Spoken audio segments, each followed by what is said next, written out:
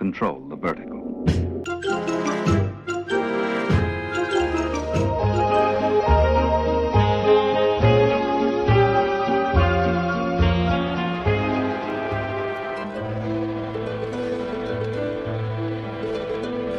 Welcome to Anthologic, the TV anthology podcast. I am your host, Mark. Anthologic is a podcast dedicated to exploring the good, the bad, and the odd of horror, science fiction, and the best of mystery suspense anthology shows and series on TV.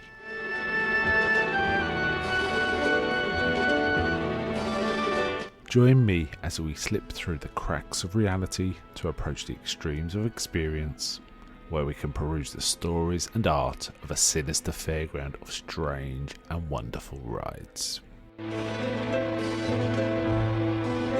And now we go on to the show that is the focus of this particular episode.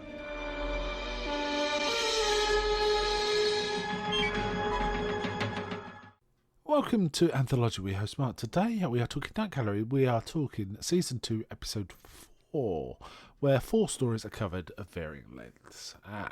Interesting one. This not the best episode, I have to say, right off the bat, but there's some stuff going on.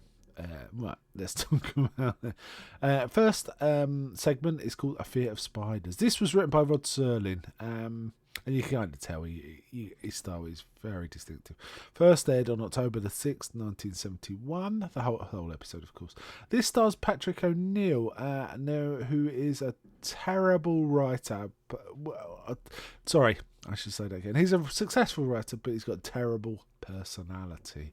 This woman, we see him typing away, and we see this get a phone call, and he kind of is quite rude. He's sort of, well, you start ringing me. How many times do I have to tell you I am not free? And you think, is it his wife phoning from a different part of the house? But it turns out it's an apartment block, and it's actually the upstairs neighbour, and she's knocking on the door. And he's quite mean to her. He's quite horrible. He goes, look, I took you on a date because I felt sorry for you. There is nothing between us. It's all that kind of business. And she's kind of a needy, slightly older woman who is a bit whiny and annoying.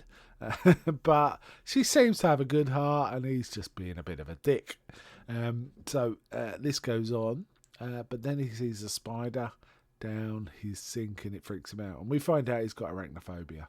In fact, arachnophobia is mentioned in Rod Serling's introduction to the story. The word, I think it was quite an unusual word back at the time. We all know it now, maybe because of the movie, but it obviously wasn't so well known. And this develops. As I say, it's written by Rod Serling. Based on a short story called The Spider by Elizabeth Walter. And basically, he finds this spider down the sink, and it freaks him out. But then there's a very odd bit where he looks into a room, and there's like a gigantic spider there, which is, obviously a model moving backwards and forwards, and he shuts the door. It looks okay, but it's moving. It's clunky as hell.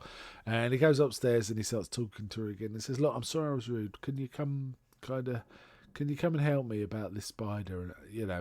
And she sort of said, yeah, but now she's running cold now. She's playing it cool. She sort of said, yeah, well, you didn't want to talk to me before. Why? It's all that. And it goes on.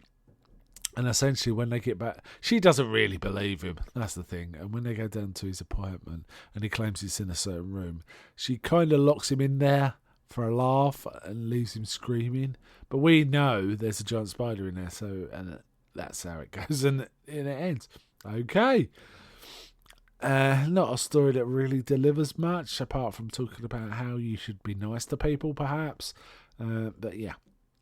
Interestingly, this was directed by John Aston, who had previously directed an episode, starred in one episode and directed another. I think the episode he directed first was called The House. It's an early one in season 1, where this woman keeps getting a recurring dream of a house she visits, like it's reality. He directed that, did a good job there. This was okay in terms of direction. And I did mention he also featured in an episode. He was in an episode with Phyllis Diller as like this man who'd been hectored by his wife, Phyllis Diller. I think it was called Pamela's Voice. Her voice got on in his nerves. It's John Aston, it's Gomez, It's either or Slade. It's that guy. So yeah, this was okay. Didn't really do much. It was about 15 minutes, fairly long one, but not great. The second story was called Junior, which is basically an older couple. I think Wally Cox stars in this. They're lying in bed and they're here, Mama, Mama. And I think they're kind of a bit of a cuff off about whose turn it is to get up. And this, Wally Cox finally gets up, gets some water, and says, "You want your water, do you?" And then he's looking down into a crib. And when we pan around to see it, it's Frankenstein monster. Looks like Herman Munster, really. A bluer version of Herman Munster. Just lying there going, Mama, water, all this. And he just, he doesn't give it the water. He throws the water in his face and then goes back to bed. And then the episode ends.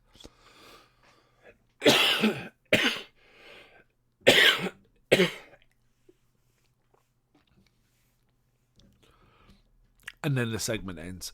So really lightweight, a 2-minute thing. It was a bit goofy. Another one of those little goofy ones that Jack Laird insisted on putting in. Not written by Rod Serling, I should mention. Interestingly, there's 3 writers on this 1-minute thing. So, yeah, okay, fine. The third one is more of a sort of meditation. It was kind of reminiscent of something like Misery or something like that. I wondered if Stephen King saw this and thought about it. And I see some of the motifs were in a film called If, with Malcolm McDowell, and it kind of harks back to some body horror stuff, such as American Mary. Interestingly, this guy who's a bit of a braggart meets this reclusive surgeon. Is this creepy old dude, and starts sort of. He's a bit drunk. He gets a bit drunk. They're drinking marmalade wine of all things. And the episode, I should have mentioned, the segment is called Marmalade Wine. This actually, interestingly, this was written by Gerald Friedman, and he directed it too. So, and it's really an odd one. It's surrealistic, in expressionistic, I should say. The house is not a real set. It's like a sketch of a set. You know, there's frames and weird sort of structures that look a bit like trees to give it an impression, rather than. And like, for example, when one point the guy goes to bed, he's not in a real bedroom. He's in a bed that's in like an open black space with some framing around it to make it appear to be a doorway and stuff like that. It's very odd. It's very odd. It reminded me a bit of that film. Is it Mandalay with Bryce Dallas Howard? I don't know if that means anything to anyone. It kind of reminded me of that. They were kind of working on a clear set, you know, a minimal set rather than a real thing. It's theatrical in many ways. Anyway, this guy kind of mentions he could, for some reason, off the top of his head, he says, I could see into the future. And this guy goes, oh, really? He says, people like me, you know, we're always looking for ways to invest, to make our money go further. Have you got any tips for me? And he mentions a horse race and something else. A candidate in a political thing. He says there's going to be an upset. The Republicans are going to win by 1,138 votes. And he goes, oh, that's interesting. This surgeon sort of goes off, and that's interesting. And I think the guy is also saying something like, he was struck off for some reason. What was it? And stuff like that. Anyway, it turns out these drunken predictions are true, and the surgeon takes him at his word. Anyway, he wakes up in the morning and he says, oh, you don't have to go. Oh, at one point his slippers are wet, so he's kind of moaning about that. Anyway, the surgeon says, you don't have to go. I need to hear more. You can stay as long as you like. It's fine. And he says, no, I want to get out of bed. Why am I sleeping? He says, oh, don't worry, you don't need those. I amputated your feet while you were asleep. And it's like, what? And then it ends. So it's like, what? But like I say, it does recall other things like Misery, you know, someone trapped in a bed, or other movies where surgery is used to incapacitate someone in a very nasty way. So, yeah. Okay. Right. Again, not great, but odd, but very weird, actually. This is one of the weirder ones, it has to be said.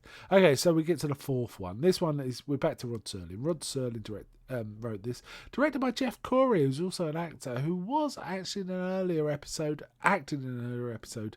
I think it might have been like it was certainly in the first season. I think it might be the second only episode, the first one after the pilot, called The Dead Man, who played he was involved in this surgeon. I think he was like the friend of the surgeon who had hypnotised the man in a certain way that he could appear dead.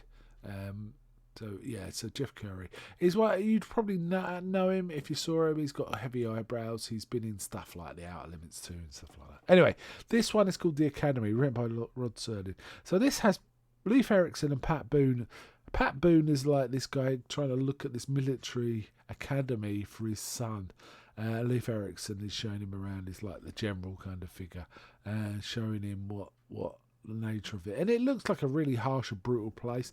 And there's just weird stuff, like some of the cadets look way older than they should. You know, they're not below 18. They're like 25, 30, 35, that sort of thing.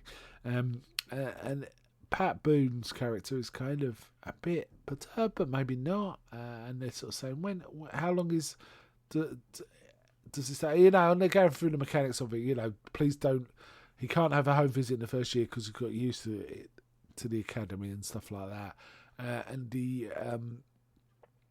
It goes on, and he keeps seeing older candidates, and he sort of talks to them and sort of says, "How long have you been here?"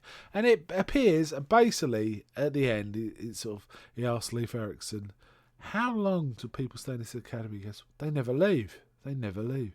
And Pat Boone's like, "Okay, I think I'm all right with that." And we get the impression his son's a handful. So essentially, he's sending his son to jail forever. That's the implication. So it's kind of a bit weird and sketchy. I think the best one of the four, I would say, in terms of what they were trying to do and how it was delivered. There's some interesting other characters in it. Larry Linville, Frank Burns from MASH, who was in the pilot episode as a surgeon, if I remember rightly, appears as one of the cadets. And in fact, as he leaves, the old guy that shows him out, he says, "How long have you worked?" He goes, "Oh, I don't work here. I'm a cadet." And he's like about 70. So basically this dad is consigning his son to a prison forever. That's the implication. So yeah, quite a dark one this, and as I say, the best one of the four. It's not a great set though, it has to be said. This is not the best Night Gallery episode. Junior might be the one people will remember most because it's like simple and punchy, but it's goofy. But I think the Academy is probably the best in terms of drama and payoff of the four. So yes, I think I'll wind up there. But before I go, may I ask, is anybody out there? I'm not.